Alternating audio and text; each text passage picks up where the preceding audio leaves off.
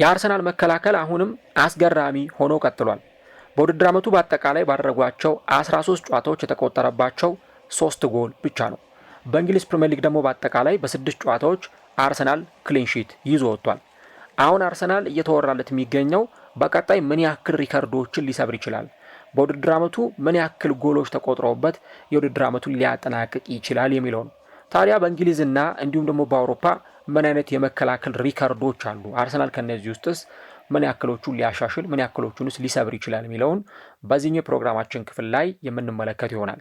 ሰላም ጤና ይስጥልን የተወደዳችሁና የተከበራችሁ ውድ የቻናላችን ተከታታዮች እንዴት ናችሁልን? እግዚአብሔር ይመስገን እኔ በጣም ደህና ነኝ። የምትገኙት አራዳ ሜዳ ኦፊሻል ዩቲዩብ ገጻችን ላይ ነው። ለቻናሉ አዲስ ከሆናችሁ የዩቲዩብ ገጹን ሰብስክራይብ በማድረግና የደወል ምልክቷን በመጫን የቻናላችን ቤተሰቦች እንድትሆኑ የአክብሮት ግብዣችን ነው።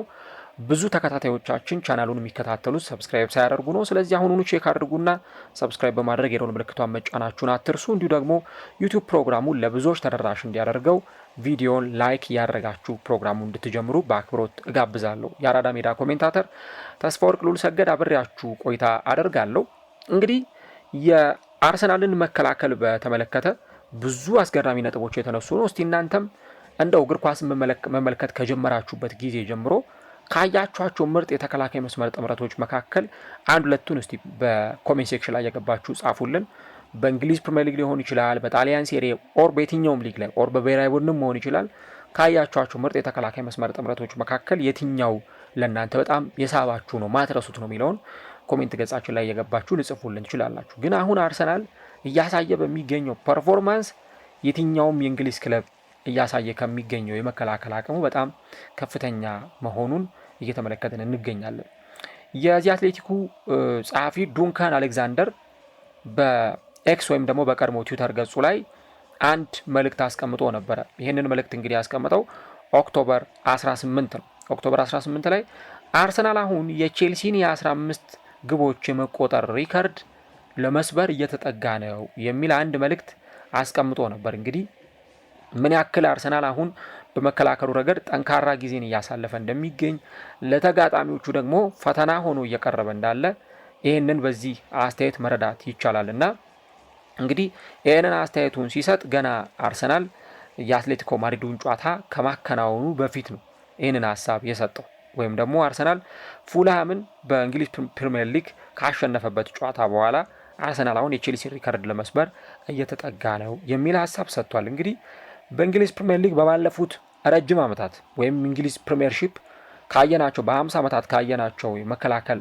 አቅም ካላቸው ቡድኖች ውስጥ አርሰናል ደግሞ አንደኛው ስለመሆኑ አሁን በደንብ እያየን እንገኛለን። ፕሪሚየር ሊጉ እንግዲህ በ1992-93 ነው ፕሪሚየር ሊግ የሚል ስያሜ የተሰጠውና እንደ አዲስ ተዋቅሮ ከዛ በኋላ አሁን የምንመለከተው ፕሪሚየር ሊግም የተመሰረተው ከዛ በኋላ ነው። እንግዲህ ከዛ በኋላ በነበሩት ረጅም ዓመታት ጥሩ የመከላከል መዋቅር ያላቸውን ቡድኖች አይተናል። ከ30 በላይ ዓመታት በዘለቀው ፕሪሚየር ሊግ ትልቅ ሪከርድ ያስመዘገቡ ቡድኖች አሉ። ለምሳሌ ቼልሲን ብዙዎቻችን እናነሳለን። 2004-5 የውድድር ዘመን ላይ አንደኛው ነው የጨረሰው። 15 ግቦች ብቻ ነው የተቆጠሩበት። በኋላ ስለዚህ ቡድን ምን አይነት ኤሌመንቶች አሉት፣ ከዚህኛው አርሰናል ጋር ምን ያመሳስሏል የሚለውን በተወሰነ መንገድ እናወራዋለን። አርሰናል በ1998-99 17 ጎሎች ተቆጥሮበት ሁለተኛ ደረጃ ነው ይዞ ያጠናቀቀው። ራሱ ቼልሲ በ2005-6 22 ግቦች ተቆጥሮበት አንደኛ ደረጃ ነው ይዞ አጠናቋል። በ2007-8 ማንቸስተር ዩናይትድ 22 ነጥቦችን አሳክቶ 22 ጎሎች ተቆጥሮበት አንደኛ ደረጃን ይዞ አጠናቋል። ሊቨርፑል በ2018-19 22 ግቦች ተቆጥሮበት ሁለተኛ ደረጃን ይዞ አጠናቋል። ማንቸስተር ሲቲ በ2018-19 የውድድር ዘመን 23 ጎሎች ተቆጥረውበት አንደኛ ደረጃን ይዞ አጠናቋል። ከዛ በተጨማሪ ደግሞ ቼልሲ በ2006-7 የውድድር ዘመን 24 ጎሎች ተቆጥረውበት ሁለተኛ ደረጃን ይዞ ጨርሷል። ራሱ ቼልሲም በ2008-9 24 ጎሎች ተቆጥረውበት ሶስተኛ ደረጃን ይዞ ጨርሷል። ማንቸስተር ዩናይትድ 24 ጎሎች ተቆጥረውበት በ2008-9 አንደኛ ደረጃን ይዞ ጨርሷል። ሊቨርፑል ደግሞ በ2005-6 25 ጎሎች ተቆጥሮበት ሶስተኛ ደረጃን ይዞ ጨርሷል ማለት ነው። ስለዚህ ከነዚህ ከተመለከትናቸው ሪካርዶች ውስጥ አብዛኞቹ የቼልሲና የማንቸስተር ዩናይትድ መሆናቸውን እንረዳለን። በርካታ ጎሎች ያልተቆጠሩባቸው እንዲሁ ደግሞ በፕሪሚየር ሊጉ አስገራሚ ሲዝንን ያሳለፉ ክለቦች አሉ። ለምሳሌ አርሰናልም በ1993-94 እንዲሁም ማንቸስተር ዩናይትድም በ1994-95 ብንመለከት የተቆጠረባቸው ጎል በጣም ጥቂት ነው። በውድድር ዓመቱ ላይ የነበራቸውን አስገራሚ ፐርፎርማንስ እናያለን። 2004-5 የውድድር ዘመን ላይ አሰልጣኝ ጆዜ ሞሪኖ በመሩት የቼልሲ ስብስብ ውስጥ ምርጥ የሚባሉ የተከላካይ መስመር ተጫዋቾች ነበሩ። ጆን ቴሪ እና ሪካርዶ ካርቫሊዮ። በእነዚህ ተከላካዮች እየተመራ ነው ቼልሲ በውድድር ዓመቱ 15 ጎሎች ብቻ ተቆጥሮበት የሲዝኑን ዋንጫ ከፍ አድርጎ ማሳካት የቻለው። ይሄ በፕሪሚየር ሊጉ ታሪክ እጅግ በጣም አስገራሚው መከላከል የታየበት የውድድር ዘመን ነው። 15 ጎሎች የተቆጠረበት። ይሄ ማለት እንግዲህ ቼልሲ አንድ ጎል እንኳን እንዲቆጠርበት ምን ያክል ጨዋታ ያስፈልጋል ብለን ብንጠይቅ ቢያንስ 3 ጨዋታዎች ይፈልጋል ቼልሲ አንድ ጎል እንኳን እንዲቆጠርበት እና በእያንዳንዱ ጨዋታ ላይ ቼልሲ ላይ ጎል ማስቆጠር በጣም አስገራሚ ሆኖ እንመለከታለን። አሁን ቅድም 10 ክለቦችን ወይም 10 የውድድር ዓመታትን ጠቅሼላችኋለሁ። ቼልሲን፣ አርሰናልን፣ ዩናይትድን፣ ሊቨርፑልን፣ ሲቲ ያነሳውባችሁ። በጣም በሚያስገርም ሁኔታ ከነዚህ ከ10ሩ 5ቱ ናቸው የእንግሊዝ ፕሪሚየር ሊግን ማሸነፍ የቻሉት። ኢቨን አርሰናል በ1998-99 17 ጎሎች ተቆጥረውበት ሁለተኛ ሆኖ ነው የጨረሰው፣ ወይም የፕሪሚየር ሊጉን ዋንጫ ማሸነፍ አልቻለም። የሰር አሌክስ ፈርጉሰኑ ማንቸስተር ዩናይትድ በዚያ ውድድር ዘመን ላይ የነበረውን ውጤታማነት እናስታውሳለን። ዩናይትድ እንደውም በዚያ ውድድር ዘመን 20 ጎሎች ተቆጥረውበት ነው የውድድር ዘመኑን ያጠናቀቀው። ከዛ በተጨማሪ ደግሞ እንደዚሁ የያዛቸውም ክሊንሺት ብትመለከቱ አርሰናል ቢያንስ በዚያ ውድድር ዘመን ላይ ጥሩ መከላከል እንደነበረው እንረዳለን። 1998-99 የውድድር ዘመን ላይ ግን ጥሩ መከላከል የነበረው ቡድንም ቢሆን ማንቸስተር ዩናይትድ ግን ለአቀባላይ ቡድን ፐርፎርማንስ ያንን ሲዝን ዋንጫ ማሸነፍ ችሏል ማለት ነው። ቼልሲም በተለይ ከዚህ የበለጠ ሪካርዱን ከፍ ማድረግ የሚችልባቸው አጋጣሚዎች ነበሩ።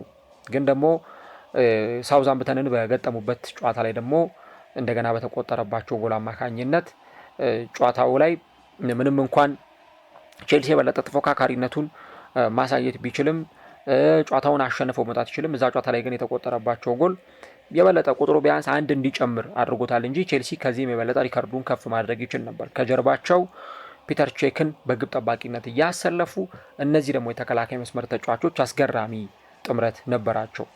ከዛ ደግሞ ሌሎቹንም ክለቦች እንመለከታለን። ለምሳሌ ረጅም ጨዋታዎች ጎል ያልተቆጠረበት ቡድን አሁን ማንቸስተር ዩናይትድ በየካቲት 18 2009 ጎል እስከሚቆጠርበት ድረስ ለ14 ጨዋታዎች ግብ ሳይቆጠርበት ወጥቷል በእንግሊዝ ፕሪሚየር ሊግ። ራሱ ቼልሲ በየካቲት 12 2005 ጎል እስከሚቆጠርበት ለ10 ተከታታይ ጨዋታዎች ግብ ሳይቆጠርበት ወጥቷል። ራሱ ቼልሲ በሚያዝያ 7 2007 ያው የምናወራው በፈረንጆቹ አቆጣጠር ነው፣ ለ8 ተከታታይ ጨዋታዎች ጎል ያልተቆጠረበት ቡድን ነው። ሊቨርፑልም በታህሳስ 26 2005 ጎል እስከሚቆጠርበት ለ8 ጨዋታ፣ አርሰናል በ1998 በማርች 31 ማለት ነው ጎል እስከሚቆጠርበት ለ8 ተከታታይ ጨዋታዎች፣ እንዲሁ ደግሞ ሊቨርፑል በ1923 በማርች 3 ጎል እስከሚቆጠርበት ለ8 ጨዋታዎች ጎሎች ሳይቆጠሩባቸው የወጡ ክለቦች ናቸው ማለት ነው። ስለዚህ አሁን እነዚህ ቡድኖች ስንመለከት እንግዲህ ምን ያክል ተከታታይ ጨዋታዎች ላይ ግቦች ሳይቆጠሩባቸው እየወጡ እንዳለ እየተመለከትን እንገኛለን። አሁን አርሰናል በዚህ የውድድር ዓመት መከላከሉን ምን ያክል በጣም ጥብቅ አድርጎ እንደመጣ ደግሞ ያለፉትን ጨዋታዎች በደንብ መመልከት ይቻላል። አርሰናል ለመጨረሻ ጊዜ ጎል የተቆጠረበት በሁሉም ውድድር በኒውካስል ዩናይትድ ነው። እዛ ጨዋታ ላይ እንደምታስታውሱት ኒክ ቮልተማደ ነበረ ጎል ያስቆጠረው። ከዛ ጨዋታ በኋላ ግን አርሰናል በኦሎምፒያኮስ ጨዋታ ጎል አልገባበትም፣ በዌስትሃም ጎል አልገባበትም፣ በፉላም፣ በአትሌቲኮ ማድሪድ፣ ትናንት ደግሞ በክሪስታል ፓላስ ለ5 ጨዋታዎች አርሰናል በተከታታይ ጎል አልተቆጠረበትም። ወደ ፕሪሚየር ሊጉ ከመጣን ደግሞ 3 ጨዋታዎች ላይ አርሰናል በተከታታይ ጎል አልተቆጠረበትም ማለት ነው።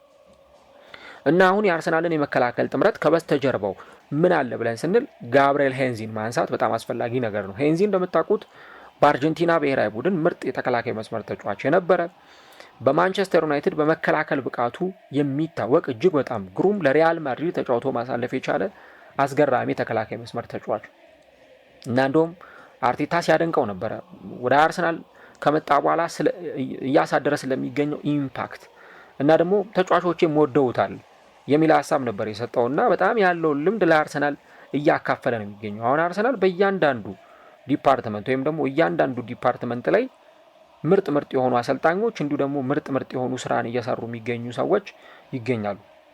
እንዳልኳችሁ ሄንዜን ብትመለከቱ በጣም ለትልልቅ ክለቦች ተጫውቶ ማሳለፍ የቻለ ለነ ማንቸስተር ዩናይትድ፣ ለነ ሪያል ማድሪድ፣ ለነ ሮማ፣ ለነ ስፖርቲንግ የተጫወተና ለአርጀንቲና ብሔራዊ ቡድን ደግሞ በኦሎምፒኩም እንዲሁ ደግሞ በዋናው ብሔራዊ ቡድንም ከ70 ጊዜ በላይ ተሰልፎ መጫወት የቻለ ተጫዋች ነው ማለት ነው። አሁን በአሰልጣኝነት ዘመኑ ደግሞ ወደዚህ ቡድን ከመጣ በኋላ የአርሰናል መከላከል በጣም ጥብቅ እንዲሆን እያደረገ ነው የሚገኘው። በአጠቃላይ በፕሪሚየር ሊጉ በተለይም ደግሞ ከ2004-5 ጀምሮ በነበረው ብንመለከት ቼልሲ እንግዲህ 15 ጎሎች የተቆጠሩበት ያ በጣም ምርጡ ሲዝን እስካሁን ድረስ በሪከርድነት ተቀምጧል። ራሱ ቼልሲ በ2005-6 22 ጎሎች ነው የተቆጠሩበት።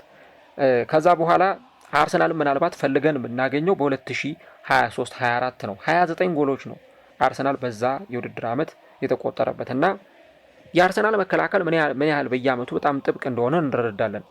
አምና በእርግጥ 34 ጎሎች አርሰናል ተቆጥሮበታል። ግን ደግሞ አሁን አርሰናል እስካሁን ድረስ በዚህ የጨዋታ መርሃ ግብሮች በሲዝኑ ላይ 3 ጎሎች ብቻ ነው የተቆጠሩበት። በአጠቃላይ በ9 የእንግሊዝ ፕሪሚየር ሊግ ጨዋታዎች ቻምፒየንስ ሊግ ላይ 3 ተጫውቶ ምንም አልተቆጠረበትም። በካራቦ ካፕ 1 ተጫውቷል፣ አንድም ጎል አልገባበትም። ፕሪሚየር ሊጉ ላይ ቅድም እንዳልኳቸው የተቆጠረበት 3 ጎል ነው። እሱም ኤርሊንግ ሃላንድ በኦፕን ፕሌይ ብቸኛ ጎል ያስቆጠረ ተጫዋች ነው አርሰናል ላይ። የቮልተማ ደግሞ ሆነ የሶቦዝ ላይ ግቦች ከቆመ ኳስ የተቆጠሩ ጎሎች ናቸው ማለት ነው። ስለዚህ አርሰናል አሁን ምናልባት ያንን ሪከርድ የመስበር አቅም እንዳለው የቼልሲን ሪከርድ የመስበር አቅም እንዳለው በእነዚህ ሁኔታዎች ላይ እየተመለከት እንገኛለን። እነሱም ታርጌት የሚያደርጉት ያንኑ አይነት ሁኔታ ስለሆነ ማለት ነው። እንግዲህ ራሱ አርሰናልንም ቢሆን ብንመለከት በተደጋጋሚ በሚያሳያቸው ጨዋታዎች ላይ የሚያስገርም ሲዝንን ነው እያሳለፈ የሚገኘው። ለምሳሌ ከ8 ጨዋታዎች በኋላ ወይም ደግሞ አሁን ፕሪሚየር ሊጉ 9ኛው ሳምንት ተጠናቋል።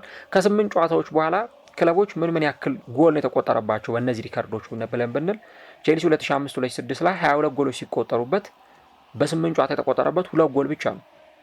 ተመልከቱ እንግዲህ ራሱ ዩናይትድ በ2007-8 22 ጎሎች ሲቆጠረበት በ8 ጨዋታ የተቆጠረበት 2 ጎል ብቻ ነው። እንዲሁ ደግሞ ከዛ በተጨማሪ ሊቨርፑል በ2018-19 22 ጎሎች ሲቆጠረበት በ8 ጨዋታ የተቆጠረበት 3 ጎል ብቻ ነው። ስለዚህ ሲዝኑ ላይ አርሰናል በጀመረው አጀማመር የሚቀጥል ከሆነ ልክ የዛን ጊዜ የነበረውን ሪከርድ የመስበር ዕድሉ በጣም ሰፊ ስለመሆኑ ብዙ ማሳያ የሚሆኑ ነገሮችን እየተመለከትን እንገኛለን። ሊቨርፑል ለምሳሌ ባለፈው ዓመት የፕሪሚየር ሊጉ ዋንጫ ሲያነሳ በ8 ጨዋታ የተቆጠረበት 3 ጎል ነበር። ግን በኋላ ሲዝኑ ሲጠናቀቅ 41 ጎሎች ተቆጥሮበታል። በተለይ ሲዝኑ ላይ ወጥነት ሲጎላቸው እንደነበረ ተስተውሏል።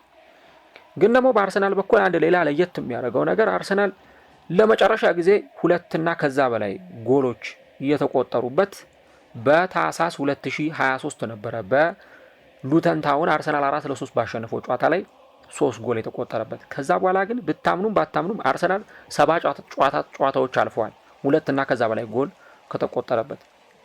3 ጎል ጭራሽ ነው ማይገባበት አርሰናል በዚህ ሁኔታ ስታዩት እና መከላከሉ በየጊዜው ሰንሰለቱ እየጠበቀ ስለመምጣቱ እነዚህ ነገሮች በደንብ ማሳያ መሆን ይችላሉ። እና እንደው አርሰናል አሁን መቼ ነው 3 ጎል የተቆጠረበት ወይ መቼ ነው 4 ጎል የተቆጠረበት ብለን ብንል ለማስታወስ በጣም ይቸግራል። ሩቅ ጨዋታዎች ወደ ኋላ መመለስ ሳይጠበቅብን አይቀርም። ይህንኛውን የሉተን ታውን ጨዋታ ጨምሮ ወደ ኋላ ረጅም ጨዋታዎችን መጓዝ ሳያስፈልገን አይቀርም። ሌሎች ደግሞ ቁጥራዊ መረጃዎችን እንመልከት። ቼልሲ 15 ጎል በተቆጠረበት የውድድር ዓመት በአንድ ጨዋታ ይቆጠረበት የነበረው ፐር ጌም 0.39 ነው። ይሄ ማለት በአንድ ጨዋታም ጎል አይቆጠርበትም፣ በሁለት ጨዋታም ጎል አይቆጠርበትም እንደማለት ነው። እና የውድድር ዓመቱ ላይ እንዲህ አይነት ፐርፎርማንስ ለማሳየታቸው ሌሎቹን ቡድኖች ደግሞ ማንሳት በጣም አስፈላጊና ተገቢ ጉዳይ ይሆናል። እንደው በሌሎቹ የአውሮፓ ሊጎች 5ቱ ትልልቅ የአውሮፓ ሊጎች በምንላቸው በሊግ 1፣ በቡንደስሊጋ፣ በላሊጋ፣ በጣሊያን ሴሪስ ምን አይነት ቁጥራዊ መረጃዎች አሉ የሚሉትን ሁኔታዎች ብንመለከት ለምሳሌ ካግሊያሪ በ1969-70 30 ጨዋታዎችን አድርጎ 11 ጎሎች ብቻ ነው የተቆጠሩበት። ይህ በጣም ትልቅ የሚባለው ሪከርድ ነው። እንዲሁ ደግሞ ኤሲ ሚላን በ1968-69 12 ጎሎች ተቆጥሮበታል። በ1993-94 ራሱ ኤሲ ሚላን 15 ጎሎች ተቆጥሮበታል። ቶሪኖ በ1976-77 14 ጎሎች ተቆጥሮበታል። ዩቬንቱስ በ1981-82 የውድድር ዘመን 14 ጎሎች ተቆጥሮበታል። ራሱ ኤሲ ሚላንም በ1987-88 14 ጎሎች የተቆጠሩበት ቡድን ነው።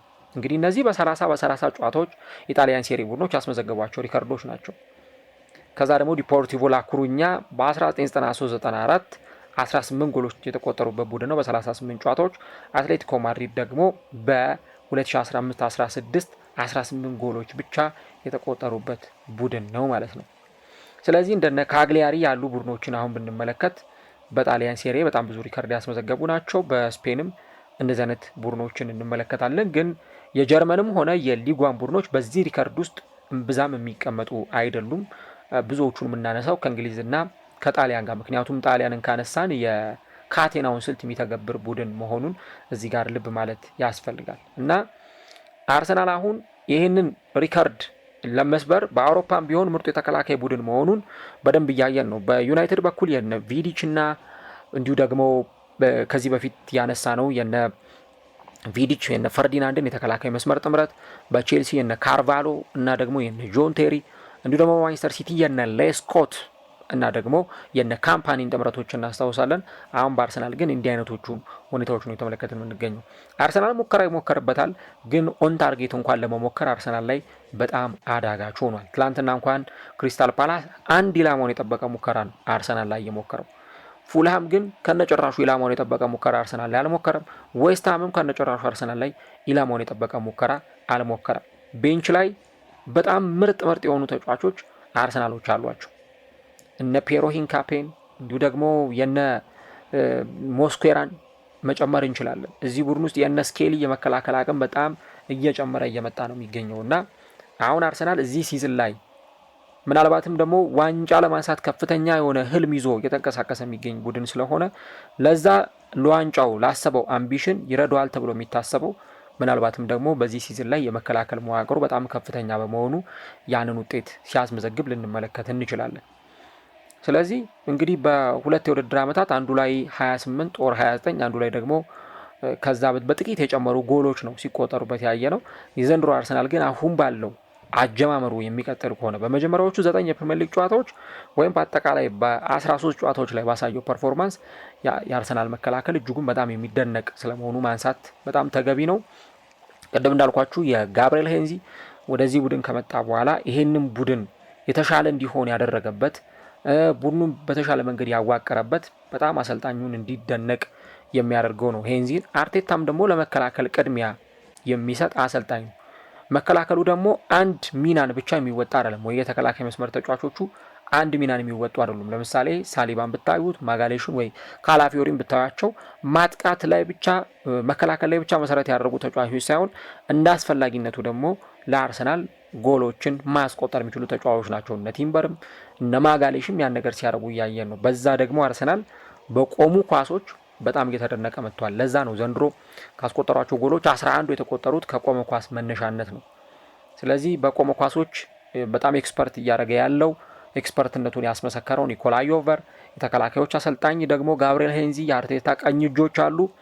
ከዛ ደግሞ እንደ ቡድን በአጠቃላይ አርቴታ ቡድኑን ያዋቀረበት መንገድ ምናልባት በዘንድሮ የውድድር ዓመት የሆኑ ሪከርዶችን ሲሰባብር ልንመለከተው እንችላለን እና አርሰናል ላይ አሁን በቀላሉ ግን ማስቆጠር በፍጹም አስቸጋሪ ሆኗል። ምናልባት እንግዲህ ክለቦች ሌሎች ዘዴዎችን ቀይሰው ካልመጡ በስተቀር ወይ ከርቀት የሚሞከሩ ኳሶች አለያ ደግሞ ከ16 ከ50 ውጭ መጥቶ ማስቆጠር ወይ የቆሙ ኳሶችን መጠቀም እንደዚህ አይነት ሁኔታዎችን ተጠቅመው ካልሆነ በስተቀር በአርሰናል ላይ ጎል ማስቆጠር አሁን እጅጉን በጣም አዳጋች እየሆነ መጥቷል እና ቀጣይ የሚጠበቁ ሁኔታዎች አሉ። ቀደም እንዳልኳቸው አርሰናል 3 ጎል እንኳን ከተቆጠረበት ረጅም ጊዜ ሆኗል እና ይህንን ቡድን ደግሞ ተጋጣሚዎች በሚገጥሙበት ጊዜ ምን አይነት ለውጦች አድርገው አርሰናል ሊገጥሙ ይችላሉ የሚሉትን ሁኔታዎች ቀጣዮቹ ጊዜያት ላይ አብረን የምንመለከት ይሆናል። እስቲ እናንተም ስለ አርሰናል መከላከል መዋቅር አንዳንድ ነጥቦችን ልታነሱልን እንችላላችሁ። በተለይ ቡድኑ አሁን እያሳየ በሚገኘው ፐርፎርማንስ ለዋንጫም ደግሞ የበለጠ እየቀረበ የሚመጣባቸው ሳምንታት ይኖራሉ። ግን ደግሞ በቻምፒዮንስ ሊጉም በፕሪሚየር ሊጉም ተገማች የሆነ ቡድን ሆኗል አርሰናል ዋንጫዎችን ለማሸነፍ። ለዋንጫ ደግሞ እንዲገመት ያደረገው አንድም ይሄኛው እያሳየ በሚገኘው ፐርፎርማንስ ነው እና ልክ ከዚህ ቀደም ሰር አሌክስ ፈርጉሰን ሲናገሩ እንደነበሩት አጥቂዎች ጨዋታዎችን ያሸንፋሉ፣ ተከላካዮች ደግሞ ዋንጫዎችን ያሸንፋሉ ብለዋል እና የመከላከል መዋቅሩ ምርጥ በሆነ ቁጥር የበለጠ ሰንሰለት እየሆነ እየጠበቀ በመጣ ቁጥር አርሰናል የበለጠ አይደፈሪነቱን አይበገሬነቱን እያሰፋ መሄዱ በጣም ሰፊ ይመስላል። ለማንኛውም ሲዝኑ እንግዲህ ለአርሰናል እንዲህ ባለው ሁኔታ ነው እየቀጠለ የሚገኘው። አርሰናል ደግሞ በቀጣይ እንግዲህ የጨዋታ መርሃ ግብሩን ወልቭስ ጋር የሚያከናውን ይሆናል። ይሄ የወልቭስ ጨዋታ ደግሞ ለአርሰናል ከብራይተን ጋር የሚጫወት ይሆናል። ይቅርታ ብራይተንን የሚገጥምበት ጨዋታ በጣም በትልቅ ጉጉት የሚጠበቅ ነው። ከዛ ደግሞ በርንሌይ ነው የሚገጥመው እና በዚህም የበርንሌይ ጨዋታ ላይ አርሰናል የበለጠ ዶሚኔት አድርጎ እንደሚጫወት በኳስ ቁጥጥር የበላይነት የበለጠ አርሰናል እንደሚጫወት ይታመናል። ከቀጣይ ደግሞ ስላቪያ ፕራሃን ነው የሚገጥመው። እነዚህ ጨዋታዎች በተለይ የበርንሌይ የስላቪያ ፕራሃ ጨዋታዎች ለአርሰናል ያን ያክል ይከብዳሉ ተብሎ አይጠበቅም። ምናልባት ሰንደርላንድ እና ብራይተን ናቸው ትንሽ ለአርሰናል አስቸጋሪ ይሆናሉ የሚል ግምት ያለው። ከዛ ግን ከኢንተርናሽናል ብሬክ መልስ ከነ ቶተንሃም፣ ባየር ሚዩኒክ፣ ቼልሲ፣ ብሬንትፎርድ፣ አስተን ቪላ ጋር ከባባድ ጨዋታዎቹን ያከናውናል እና የዛኔ ደግሞ በትክክል የአርሰናል የመከላከል መዋቅሩ በደንብ የሚፈተሽና ትክክለኛ ቁመናው የሚታይ ይሆናል። እስካሁን ባለው ሁኔታ ግን የአርሰናል መከላከል ምርጥ መሆኑን እና ደግሞ ትልልቅ የአውሮፓም የእንግሊዝ ሪከርዶችን ለመስበር ትልቅ አቅም ያለው ቡድን ስለመሆኑ በግልጽ እየተመለከትን እንገኛለን።